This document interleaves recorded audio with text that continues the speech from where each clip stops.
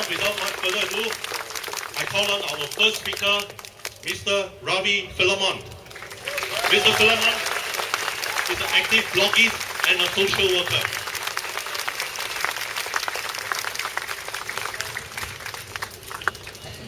Firstly, I want to thank Gilbert for making that apology. And now let's put that apology into perspective.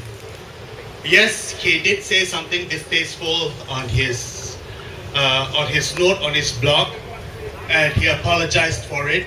But when you put it into perspective, what of the error that was made with the white paper, the people who read Gilbert's blog would be probably a few thousand. The people who read the white paper would be over 5 million people. So that's the perspective for you. And Gilbert's error is forgivable. But the white paper, look at the errors that they have made. Firstly, they have called our nurses who care for the elderly, who care for the sick, who care for the disabled as being low skilled. And this has reached over 5 million people. And then they come out, they say we are sorry for putting that the nurses are low skilled. Let's put it into perspective again. The error. At first they come out and say that they want that 6.9 million is a target for 2030. And then halfway through the debate, the parliamentary debate, they come out, they amend the motion, and they said, well, now it's not a target, it's a projection. So when you look at the error that Gilbert Go made, yes, it was wrong, and I condemn such xenophobic comments about the foreign workers who have come here to work. But when you put it into perspective with what has been done with the white paper, oh, it's a shit paper. You tell me, is there any comparison? There's no comparison.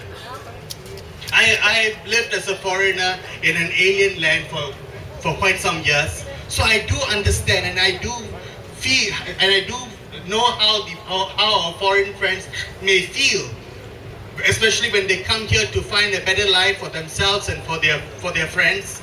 You know, it's human nature to go to a foreign land where you think that the grass is greener, you can find a better life for yourselves and for your friends. It's human nature. We can't fault our foreign friends for wanting to have a better life for themselves and for their friends. We should appreciate them. But what's wrong is our lax immigration policy and the PAP government, which has allowed this lax immigration policy to continue not for years but for decades. And they want this lax immigration policy to continue for decades more. Is that what Singapore wants? No! Is that what Singapore needs? No! When you look from the year 2000, there were 980,000 immigrants who came to Singapore. From 1990 to the year 2000. From 2000 to 2010, there were 1.1 million immigrants who came to Singapore. And now with the white paper, what the white paper wants to do is, from now till 2020, they want to bring in 980,000 more foreigners. And from 2020 to 2030, they want to bring in 920,000 more foreigners. Now I ask you, is that acceptable? To bring in 900,000 to 1 million foreigners every decade, is it acceptable? When people see my name, Ravi Philemon, they think that I'm a foreigner. Someone commented on my Facebook when I said something about the 6.9 million. And that person said that I appreciate your comment, but you're a new kid on the block. I want to say here proudly that I'm 4th generation Singaporean.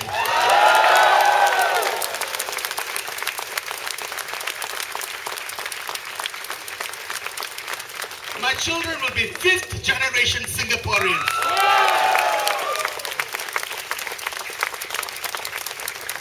And that is my worry as a Singaporean, as a community worker, and as a father of two children. My concern is that, is this the kind of Singapore that we want? Is this the kind of Singapore that we need?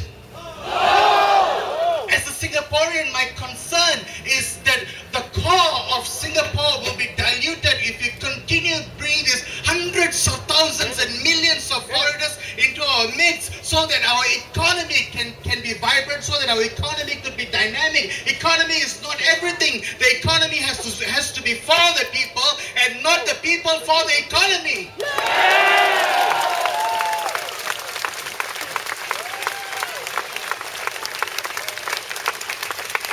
And so if our government has run out of ideas as to how to run the economy, probably they should let someone else take over.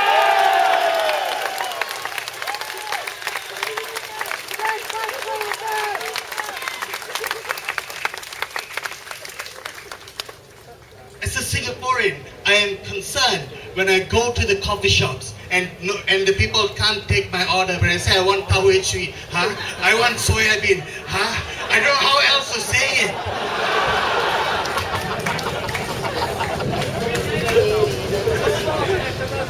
As a community worker, I feel sad for the lower income, even for the middle income, when their salaries get squeezed because of the cheaper, better, faster philosophy of the PAP government. It has disadvantaged a large segment of our community, a large segment of Singaporeans, and by bringing in foreigners and suppressing the wages of our local workers, that is what the lax immigration policy has done. It has stagnated the wages of the lower income and the PMETs.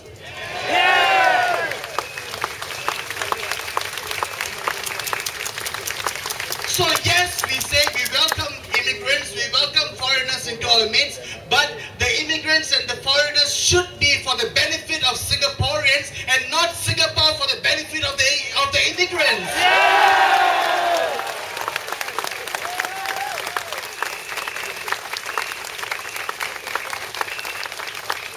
And now they say, well, we're just going to build the infrastructure.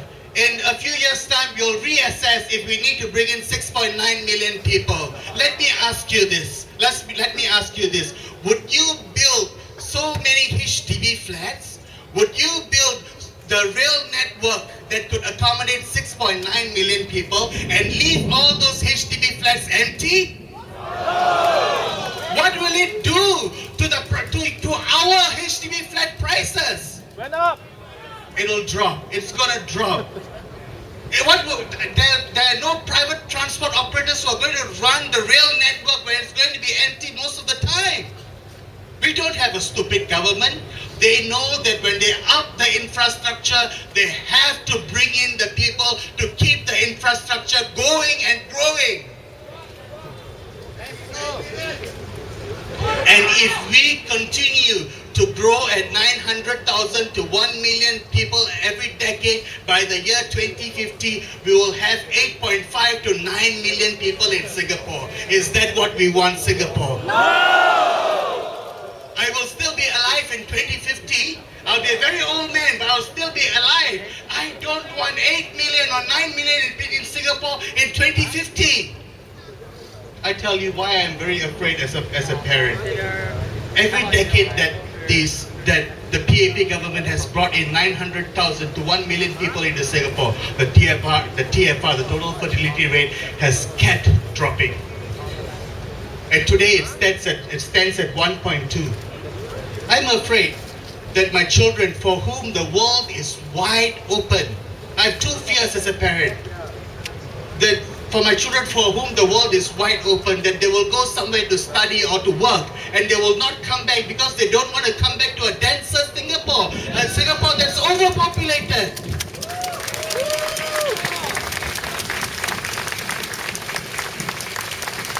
I love this country. country. I want to lay roots down in this country. But I don't want my children to go away and to die in loneliness.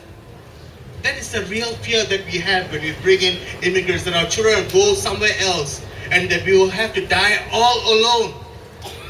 That is my fear as a parent. Or another fear that I may have, even if they may decide to stay in Singapore, they may not decide to have children. Why bring children into this society? Which means that with the fifth generation, my children being the fifth generation Singaporean, that'll be it. There'll be no one else to continue the Philemons after the fifth generation. That is my fear as a parent. So as a Singaporean, as a community worker, and as a parent, that my fears are this, and I will say no to 6.9 million people, and I will say no to